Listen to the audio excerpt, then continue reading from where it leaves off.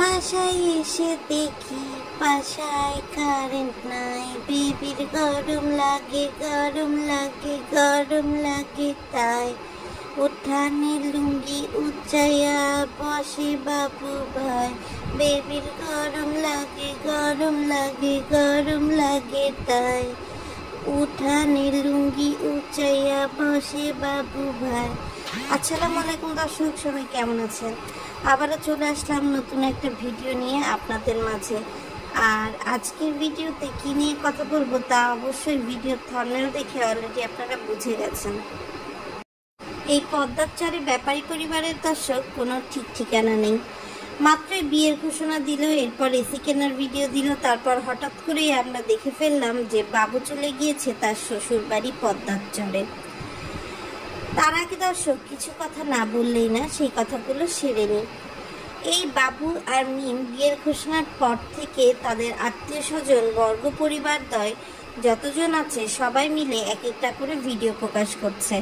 চলুন তাদের ভিডিও নিয়ে কিছু কথা বলে আসা যাক। প্রথমে আসি আমাদের তিশা আপার কথায়।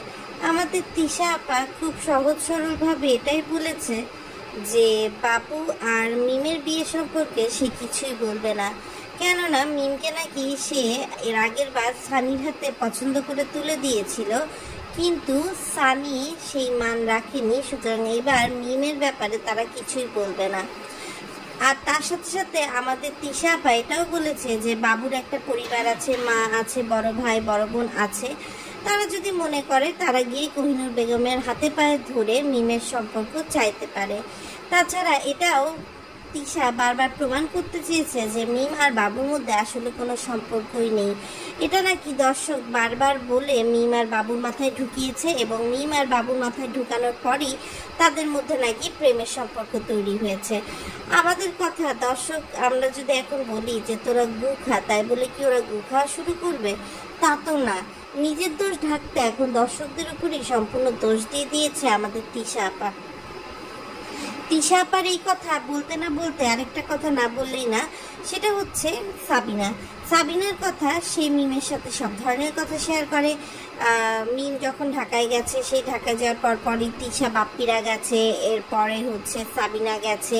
মানে এদের মধ্যে যদি কোনো সম্পর্ক থাকতো, শোয়াশুয়ির সম্পর্ক থাকতো বা অন্য কোনো শারীরিক সম্পর্ক থাকতো, তাহলে তো এত লোকজনকে এরা অ্যালাউ করতো না বাড়িতে। তো সাবিনার কথা হচ্ছে মিম তাকে কিছুই বলেনি, সে নাকি মিমকে জিজ্ঞেস করেছিল, মিম বলেছে না এরকম কোনো কিছুই না।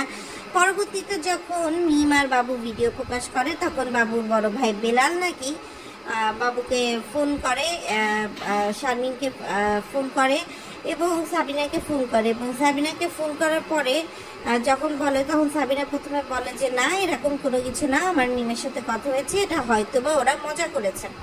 পরবর্তীতে তখন সাবিনা নিজে দেখে, তখন সাবিনা নিজে বুঝতে পারে যে না দুজনের প্রেমে পড়ে গেছে, এবং এই সম্পর্কটা নাকি সাবিনার নিজেরও পছন্দ না। তবে সে মনে করছে যে যদি হচ্ছে বাবু আর মিমের বিয়ে হয়ে যায়, যদি পরিবার মেনে নেয়, যদি তারা সুখী থাকে, তাহলে তারাও সুখী। এখন দর্শক, সাবিনার মতে সে কোহিনূর বেগমকে কিছু বলতে গেলেই সম্পর্কে কোহিনূর বেগম নাকি খ্যাচ করে ওঠে।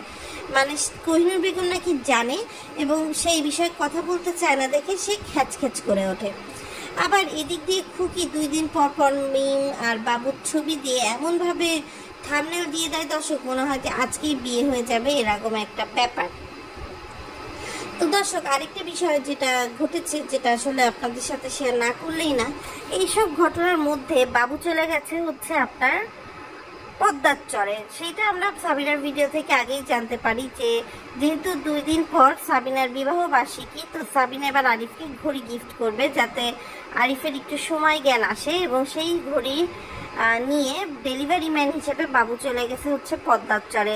আসলে ঘড়ি দেওয়া মূল কথা নাকি কোহিনূর বেগমের কাছে মিমের হাত চাইতে গেছে, এটাই বড় কথা। কেননা বাবুর পরিবার তো আসলে বাবুকে সাপোর্ট করবে না। বাবুর পরিবার এই মুহূর্তে ব্যস্ত হচ্ছে শারমিনের বিয়ে নিয়ে, তাদের ফুফাতো ভাই ভাবি আসছে, তাদের নিয়ে নৌকার মধ্যে ঘুরছে, আর এইসব কাজে ব্যস্ত। তাদের কাছে এখন আসলে মিম বা বাবু এরা আসলে কোনো কিছু ম্যাটার করে না, কেননা তারা বুঝে গেছে যে মিম যদি বাবুর সাথে মিমের বিয়ে যেহেতু হয়ে গেছে, তো সুবিধা শুধু বাবু পাবে, মিম শুধু বাবুকেই নেবে, মিম কিন্তু পুরো শারমিন বা তার ঢাকা মেডিকেলের আয়া শাশুড়ি কাউকেই কিন্তু টানবে না, ইভেন কিন্তু বেলালকেও টানবে না।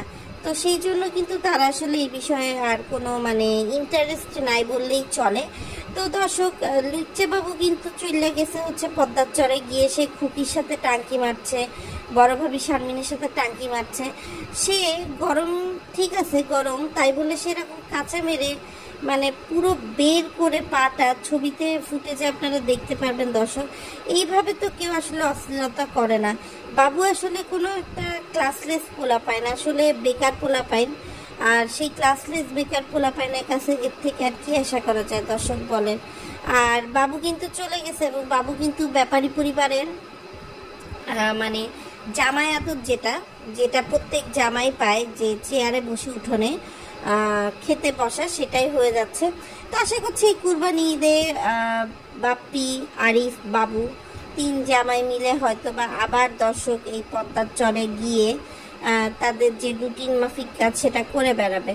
তবে দর্শক একটা কথা না বললেই না, যে তিশা এত যে অভিনয় করছে যে তারা কিছুই টের পায় নাই।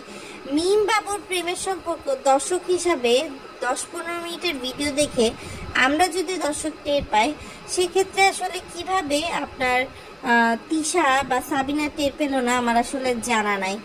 আর বিয়ের ঘোষণা দিয়ে পদ্মার চরে বাবু যাওয়ার কারণের পিছনে নিশ্চয়ই কোনো না কোনো গোপন রিজন রয়ে গেছে। আর মিমের কথা দর্শক কি বলবো, মিম বাবুর সাথে কিভাবে সম্পর্ক করলো সেটা আসলে একটা প্রশ্নবিদ্ধর কথা। মানে মিম আবদিয়াকে শেখাচ্ছে মামা বলো মামা বলো, কিন্তু সে নিজেই 2 মাস ধরে মনে মনে তাকে ভালোবেসে ফেলছে। আবার সেই ভালোবাসা যাতে খলিকে না হয় সেজন্য বাবু ভিডিও করে রাখছে।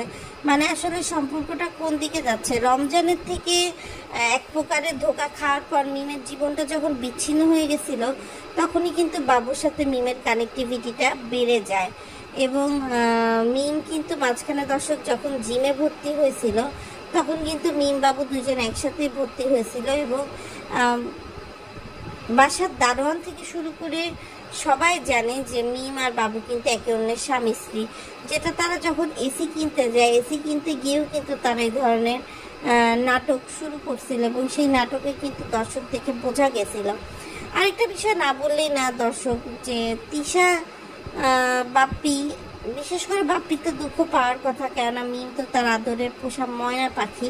তো সেই ময়না পাখি যখন অন্যের ডালে গিয়ে কুকু কুকু কুকু কুকু কুকু কুকু করে, তখন কি আর ভালো লাগে দর্শক? তখন কিন্তু ভালো লাগে না।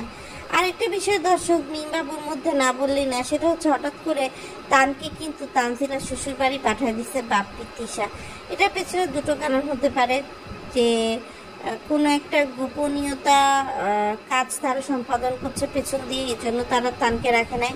অথবা তারা মনে করছে যে তানকে তারা গোপন এজেন্ট হিসেবেই পাঠায়, যাতে তানজিলার শ্বশুরবাড়ি কে কী করে, কোথায় কী টাকা খরচ হয়, সেই বিষয়ে তান যেন তথ্য এনে বাপ্পিকে দিতে পারে।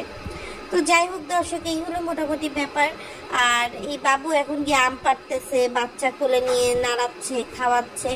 আসলে পুরো দোস্তুর বিষয়টা কেমন যেন একটু ঘোলাটে হয়ে গেছে। একবার সাবিনা বলছে যে কোহিনুর বেগম ছাদ করে উঠছে, আরেকবার দেখছি যে না, কোহিনুর বেগম নিজে পেটিকোট উঁচায় বসে থেকে বাবুকে ভাত দিচ্ছে। মানে আসলে কোনটা যে সত্যি কোনটা যে মিথ্যা দর্শক, সেটা আসলে সময় আসলে বোঝা যাবে। তো আজকের ভিডিওটা দর্শক এই পর্যন্তই। সবাই ভালো থাকবেন, সুস্থ থাকবেন, নিরাপদে থাকবেন। আল্লাহ হাফেজ।